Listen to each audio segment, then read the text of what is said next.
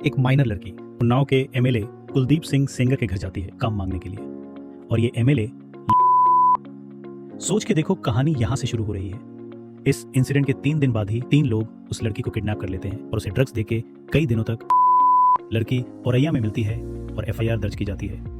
MLA के खिलाफ नहीं, सिर्फ उन 3 लोगों के खिलाफ, क्योंकि पुलिस एफआईआर में एमएलए का नाम लिखती ही नहीं है। लड़की पर यूपी पुलिस दबाव बनाती है, जिसकी वजह से वो यूपी से बाहर चली जाती है और रिटेन कंप्लेंट्स भेजती है सीएम ऑफिस और बाकी सीनियर ऑफिसर्स को। लेकिन कुछ नहीं होता। लड़की की मां कंप्लेंट लिखवाने के लिए मैजिस्ट्रेट के पास जाती है, जिसके कुछ दिन बाद ही लड़की के बाप को एमएलए का भाई और उसके लोग बहुत मारते हैं और उसे पब्लिकली मारने के बाद उल्टा उस लड़की के बाप पर ही कंप्लेंट दर्ज करवा देते हैं और उसके बाप को उसी दिन तुरंत अरेस्ट भी कर लिया जाता है। अरे कार्रवाई तो होनी ही है, एमएलए के आदमी ने कंप्लेंट दर्ज करवाई है। आप और हम तो कीड़े मकोड़े हैं। अब ये सबसे परेशान होकर लड़की योगी आदित्यनाथ के घर के बाहर खुद को आग लगाने की कोशिश करती है। लड़की तो बच जाती है, लेकिन उसके अगले दिन क्या होता है पता है? लड़की के बाप को पुलिस कस्टडी में मार दिया जाता है। सोच के देखो, बेटी के साथ हुआ और उसके खिलाफ विरोध करने पर मार दिया गया। और इतना सब कुछ हो जाने के बाद भी एमएलए को अरेस्ट नहीं किया जाता है, एमएलए के भाई को अरेस्ट किया जाता है।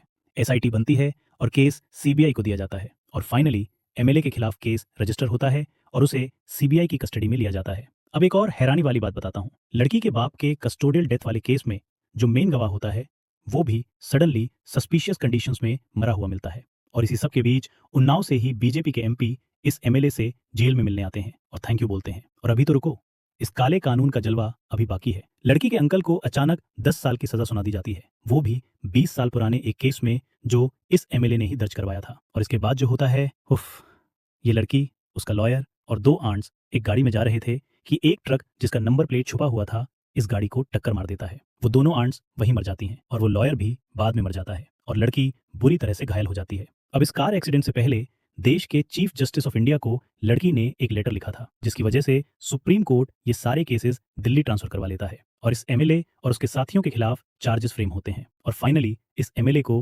कोर्ट दोषी पाती है और उम्र कैद की सजा सुनाती है। और अभी इतने सीरियस क्रिमिनल को दिल्ली हाईकोर्ट ने बेल पर छोड़ दिया है और इसकी उम्र कैद की सजा भी सस्पेंड कर दी है। मेरे देश का कानून बहुत महान है।